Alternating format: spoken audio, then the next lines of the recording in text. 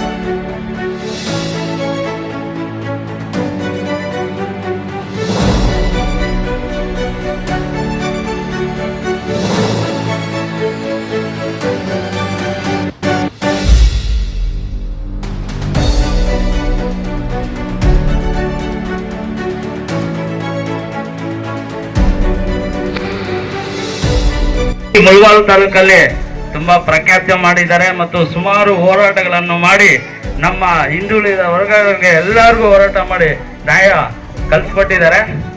ಅವ್ರಿಗೆ 47ನೇ ಹುಟ್ಟುಹಬ್ಬದ ಆರ್ಥಿಕ ಶುಭಾಶಯಗಳನ್ನು ಬಯಸ್ತಾ ಇದ್ದೀನಿ.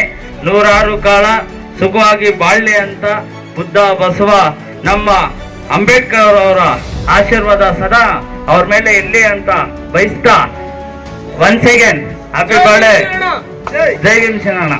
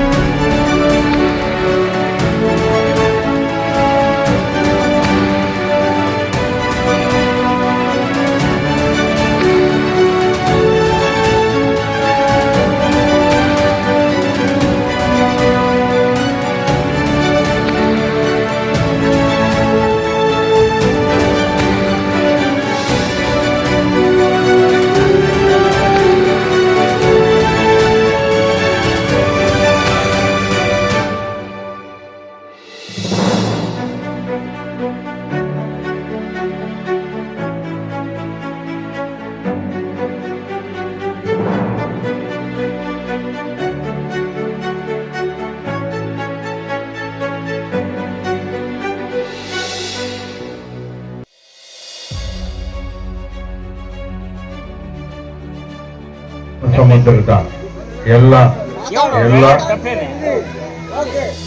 ನಮ್ಮ ಕುಲಬಂಧವರೇ ಹಾಗೂ ಇವತ್ತಿನ 47ನೇ ಹುಟ್ಟುಹಬ್ಬವನ್ನು ಆಚರಿಸಿಕೊಳ್ತಕ್ಕಂಥ ನಮ್ಮ ಸಹೋದರರಾದಂಥ ಶ್ರೀನಿವಾಸ್ ಅವರಿಗೆ ಹುಟ್ಟುಹಬ್ಬ ಶುಭಾಶಯಗಳನ್ನು ಕೋರಲು ನಾವೆಲ್ಲ ಬಂದಿದ್ದೇವೆ.